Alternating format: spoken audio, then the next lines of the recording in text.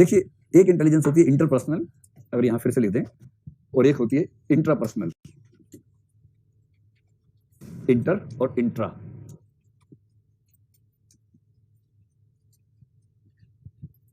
अंतर्वैयक्तिक और अंतर्वैयक्तिक। इन दोनों का अंतर तो यूं ही समझ में आएगा, खास बात है नहीं इसमें। तो आपको ध्यान है पहली क्लास में मैंने आपसे क्या कहा था, इमोशनल इंटेलिजेंस क्या होती है? अपनी तथा दूसरों की भावनाओं को समझने और कंट्रोल करने की क्षमता। अपने भी, दूसरों की भी, भावनाओं को समझने की भी, कंट्रोल करने की भी। ये चार चीजें होते ही इमोशनल इंटेलिजेंस पूरी हो जाती है। वही चीज यहां पर है। अंतर्वैयक्तिक का मतलब होता है दो व्यक्तियों के बीच या दो से ज्यादा व्यक्तियों के बीच एक व्यक्ति का दूसरे व्यक्तियों के साथ जो इंटेलिजेंस वाला बिहेवियर है उसको बोलते हैं इंटरपर्सनल इंटेलिजेंस। इसका मतलब दूसरे व्यक्तियों को समझने की क्षमता। दूसरे व्यक्तियों को समझने की क्षमता। कहना बड़ा आसान होता है, कई लोग हीरो बनते हैं कि मैं तो बहुत बड़ा मनोवैज्ञानिक को सब समझ जाता हूं। इतना आसान होता नहीं है। एक बार एक आदमी किसी को बोल रहा था लोहे को लोहा काटता है, हीरे को हीरा काटता है। इतने में एक कुत्ते ने उसे काट लिया। तो नहीं समझ में आया आप लोगों को? नहीं आया समझ में? आ गया, चलो। मैं जो कहना चाह रहा हूँ ये कि ज्यादा हीरो बनना ठीक नहीं होता। जब आप सबके सामने ज्ञान झाड़ रहे हो ना, तो कई बार ऐसा हो सकता है कि वही मामला बिखर जाए। तो एक चीज होती है हैसियत, एक होती है औकात। आदमी उसमें रहे तो ठीक रहता है। तो सबके लिए, मतलब मैं अपने को शामिल करके बोल रहा हूँ, ऐसा नहीं कि मैं आपको कह रहा हूँ, सबके लिए कह रहा हूँ। ये वाला जोक याद रखना, जब भी कोई ज्यादा छोड़ू किस्म का आदमी आपके आसपास होता, छोड़ू समझते हो? हाँकू मतलब जो बहुत हाँकता है, फेंकू अब तो समझ जाओ। तो नार्सिसिस्ट कहते हैं ऐसे लोगों को जो आत्ममुग्ध रहते हैं ना, कि अरे ऐसा अरे वैसा, उतनी देर में हो गया। ऐसा। तो इंटरपर्सनल का मतलब मैं आपसे कहना चाह रहा हूँ कि आप, हो सकता है कि लोगों को ये आस्था पर हो कि आप बहुत समझदार आदमी हैं, आप सब समझ जाते हैं, सामने वाले का चेहरा पढ़ लेते हैं, उसकी हरकतें पहचान लेते हैं। तुम इतना जो मुस्कुरा रहे हो, क्या गम है जिसको छिपा रहे हो? ये ड्रामा करना बड़ी बात नहीं है। कोई मुस्कुरा रहा हो, आप उसको बोल दीजिए, कोई ना कोई दर्द होता ही है उसके अंदर। उसको लगता है वाह कितनी गहरी बात पकड़ ली है। ऐसे 8-10 मार्क के हैं, किसी को बोल देंगे तो लोग आपको ज्ञानी समझ लेंगे। जैसे ट्रेन में सीट चाहिए तो सीट पर ये बोलेंगे कि ज्योतिषी बैठ जाइए कहीं पर, ज्योतिषी को सीट मिल जाती है आराम से। बस रास्ते पर हाथ देखने होते हैं बहुत सारे, उसमें कुछ बहुत बदसूरत हाथ भी देखने होते हैं, कुछ तो ठीक है लेकिन कुछ बहुत बदसूरत भी देखने पड़ सकते हैं। अब हाथ देखना है, वो उम्मीद करें कुछ अच्छा बोलेंगे, हाथ आपको है नहीं कुछ, तो ध्यान से देखते रहे, फिर बोलिए हाँ, आप सोचते बहुत ज्यादा हैं। किसी के लिए बोल दीजिए, फिर देखिए लोट लोट के मर जाएगा एकदम, कितनी गहरी बात कह दी है। और क्या बोल रहे हैं? बोले आप दूसरों के लिए जितना करते हैं उतना लोग आपके लिए नहीं करते। ये दूसरा वाक्य सबके लिए सही है। तीसरा वाक्य, आप जितनी मेहनत करते हैं उतना फल नहीं मिलता आपको। मिलता है पर देर से मिलता है, बाधाओं के साथ मिलता है। किसी को बोल दीजिए। चौथा वाक्य, लोग आपसे जलते बहुत हैं जबकि आप दूसरों से नहीं जलते हैं। ऐसे 15 वाक्य बना लीजिए, सारी ट्रेन में सीट मिलनी शुरू हो जाएगी आपको। और ये सब बोलते हुए भी ध्यान रखना, आता वाता कुछ है नहीं, ये तो जुगाड़ वाला काम है। तो दूसरे व्यक्तियों के बिहेवियर को लेकर ये दावा करना कि मैं समझ ही जाऊंगा, ये बहुत ऐसी गारंटी वाली बात नहीं होती है। लेकिन हाँ, ये बात है कि कुछ व्यक्तियों में दूसरों को समझने की क्षमता ज्यादा होती है।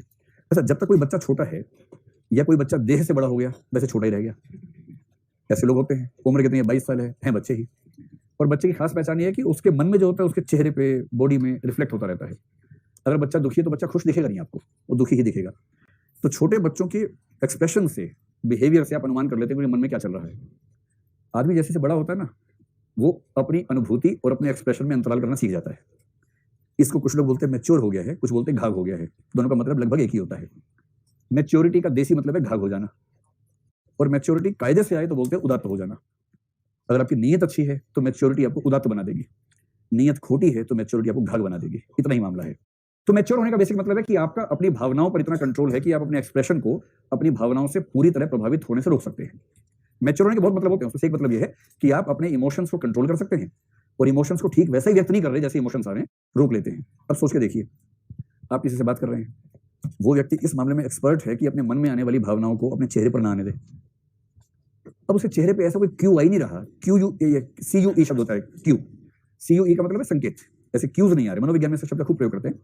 उसके चेहरे पे, उसके हाथ पैर में, उसकी बॉडी लैंग्वेज में ऐसे क्यूज हैं ही नहीं जिनसे आप अनुमान करते हैं कि इसके मन में क्या चल रहा है।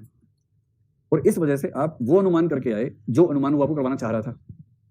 तो इसका मतलब है कि हम कच्चे हैं इस मामले में। जो ज्यादा सूक्ष्म होगा वो बहुत सटल जो क्यूज होते हैं, बहुत धीमे धीमे दिखने वाले, बहुत हल्के हल्के संकेत हैं, उनको पकड़ लेता है। वो दो संकेतों के अंतर विरोध को पकड़ लेता है कि यार मुस्कुरा रहा है लेकिन इसकी आंखों में हल्का हल्का गीलापन झलक रहा है। बहुत हल्का सा, उस कॉन्ट्रडिक्शन से समझता है कि नहीं, इसमें ज्यादा गहरी चीज आंसू है, मुस्कुराहट तो ऊपर की चीज है, उथली चीज है। तो जो व्यक्ति, भाव समझ रहे हैं, जो व्यक्ति दूसरे व्यक्तियों के किस चीज को, दूसरे व्यक्तियों को समझने का मतलब है उनका मन समझना, मूड यानी मन स्थिति को समझना, उनके इरादों को समझना, जो उनकी मंशा है किसी मामले में उसको भांपना।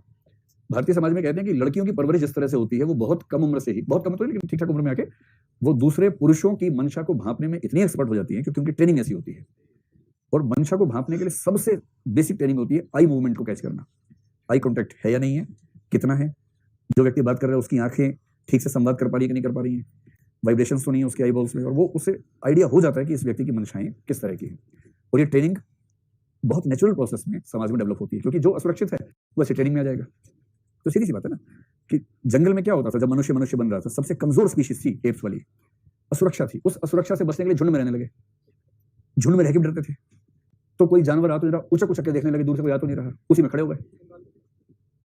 तो उस भय ने समाज बना दिया, उसी भय ने दोपहर पे खड़ा कर दिया, और दोपहर पे खड़े हो गए, फिर उन सबको मारा जिनसे डर रहे थे पहले, गड्ढे खोद खोद के फंसा लिया। उसके बाद कि दिमाग आ गया ना, तो पहले दिमाग था नहीं।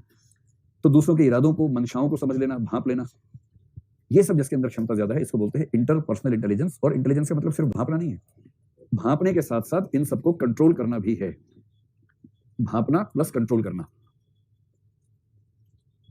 जैसे ही आपको समझ में आ गया कि घर में माहौल ठीक नहीं है, आप देखेंगे जो माताएं होती हैं जैसे ही भांपती हैं कि बाप बेटे में झगड़ा होने वाला है, वो डिफेंस वाले मूड में आ जाती हैं कि किसी तरह से इन दोनों योद्धाओं को अलग करें ताकि ये घर घर बना रहे, और अपनी कसम दे के ये करके वो करके किसी से मैनेज कर लेते हैं, क्योंकि उनको इंटरपर्सनल इंटेलिजेंस के मामले में मात देना बड़ा मुश्किल काम है। लॉजिकल मैथमेटिकल में लोग कहते हैं कि पुरुष आमतौर पर अच्छा साबित होता है। अब ये भी एक जेंडर स्टेटमेंट है, गलत हो सकती है। इंटरपर्सनल मामले में महिलाएं पुरुषों को इतना पटक देती हैं आमतौर पर कि उनके सामने टिक नहीं पाता है। इसलिए अब आप लोग जिस उम्र में लड़के लोग, आप में और आपके पिता में किस दिन गृह युद्ध हो जाए भरोसा नहीं। इसलिए आप लोग अपने फादर को अवॉइड ही करते होंगे, ज्यादा बहुत दिल से बात नहीं करते होंगे, मेरे प्रणाम पापा, ठीक है पापा, हाँ पापा, चलो पापा, निकल लिया। उसके बाद इसके आगे पांचवा वाक्य नहीं बोल पाते होंगे, और पांचवें वाक्य में संभावना की युद्ध हो जाएगा, इससे पांचवा वाक्य आएगा ही नहीं। और माँ का एंटीना हमेशा तैयार रहता है कि बात सुनते रहती, झगड़ा तो नहीं हो रहा। और जहां बाप ने बेटे से कहा, बेटा 25 साल के हो गए, अब मैं थक गया हूँ, कुछ कर लो, मैं तो 17 का था, नौकरी करने लगा था। अब बेटा कहना चाह रहे कि तो 17 में अपनी नौकरी की तो क्या उखाड़ लिया आपने, ऐसा क्या कर क्या लिया अपनी जिंदगी में, मैं भी ऐसा बंधु बन जाऊं क्या, वो ये कहना चाह रहा है। कितने दिनों से रोक रहा है, एक दिन उसके मन में आ गया, बोला तो क्या 17 से किया तो क्या कर लिया आपने, ऐसा क्या करते हो, चौकीदारी तो हो यार, ऐसा क्या कर दिया आपने, मैं पढ़ाई करता हूँ, आप जैसा नहीं हूँ, आपसे बहुत आगे हूँ, नौकरी करो नौकरी करो, टाइम तो लगेगा ना भाई नौकरी करने में, आईएएस की तैयारी करूंगा, समझते हो। बेटा कह रहा, बाप कह रहा, देखो बेटा चौकीदार हूँ लेकिन ईमानदार आदमी हूँ, और ऐसी बदतमीजी सहन नहीं करूंगा आज से इस घर में, या तो, और जैसे ही हुआ या तो उधर से टपक पड़ती है माँ बीच में, ए जी आप लोगों भाई यहाँ से भाई यहाँ से क्या करे बेचारी, क्या करे बेचारी, यही होता है ना माहौल, ऐसे माहौल बनता है ना। ऐसे बना के आए घर में, ये ऐसा बना के आए घर में, देखो इसलिए बाप को लगा दिल्ली रहे तो ठीक है। अच्छा लड़के लोग बाहर ज्यादा पढ़ रहे हैं, उसकी एक वजह ये भी है कि पिताओं को लगता है कि बाहर ही रहे तो ठीक है, ज्यादा घर में रहेगा तबाही मचाता रहेगा, तो ये बाहर ही रहे अच्छा लगता है। अच्छा क्या क्या, ये तो हंसी मजाक की बात है। तो यदि आप में, तो देखो दूसरे व्यक्तियों की मन स्थितियों को भांपना और कंट्रोल करना, ये है अंतर्वैयक्तिक बुद्धिमत्ता। अंतर्वैयक्तिक का मतलब है अपने ही मन को, अपना मन। देखिए कुछ लोग तो मन की बात भी रेडियो पे करते हैं, लेकिन जो लोग मन की बात मन में कर लेते हैं उनमें कहा जाता है कि अंतर्वैयक्तिक क्षमताएं बेहतर है। अपने आप से बात करने के लिए रेडियो क्यों चाहिए भाई, अपने आप से बात, मैं विरोध नहीं कर रहा हूँ, अच्छी बात है, वो अच्छा प्रोग्राम होता है, मैं तो हंसाने के लिए आपको ऐसा बोल रहा हूँ। अपने मन की बात अपने आप से कर पाना, अपनी मन स्थितियों को ठीक से समझ पाना, उसके लिए यश चोपड़ा से ना पूछना कि क्या यही प्यार है ना। तो अपने मन को ठीक से समझ पाना, इतना ही नहीं अपने मन को कंट्रोल कर पाना, असली चीज ये है, ये ताकत जिसके अंदर आ गई ना, बस उसके बाद कोई दिक्कत नहीं है। दुनिया में सबसे बड़ा शत्रु अपना मन हो जाता है, जिससे मैं वो कंट्रोल में ना हो। तो अपने, नहीं मैं की बात नहीं कर रहा, मैं ये मैं के सेंस नहीं है, ऐसा 1000 बार आपके साथ होगा कि आपका दिमाग जानता है कि यदि इस सिचुएशन में आपने रिएक्ट किया तो नुकसान आपको ही होगा, और उसके बाद भी आप रिएक्ट कर ही देते हैं। ये समझते हुए कि रिएक्शन आपके लिए घातक है, आप रिएक्शन दे देते हैं, और इसका मतलब आपका मन आपके विवेक के कंट्रोल में नहीं है। मन ऐसा एक्टिव होता है कि विवेक छिन्न भिन्न हो जाता है उस समय, और आपने गुस्से में कह दिया, बाद में पछताए, संबंध टूट गया, संभावना खत्म हो गई, कोई संभावना, कोई नौकरी की संभावना थी, बॉस से 2-4 उल्टी बातें बोल दी, तो झेल लेना था उस दिन जब संकट है तो, लेकिन नहीं झेल पाए, वही सुना दी 4 गालियां उसको, और बाद में दुखी होना। अपनी भावनाओं की तीव्रता पर अंकुश लगा पाना, सीधी सी बात है भाई, कोई आपको गुस्सा दिला रहा है और आप गुस्से में आ जाए, तो वो कंट्रोलर है, आप कंट्रोल्ड हैं।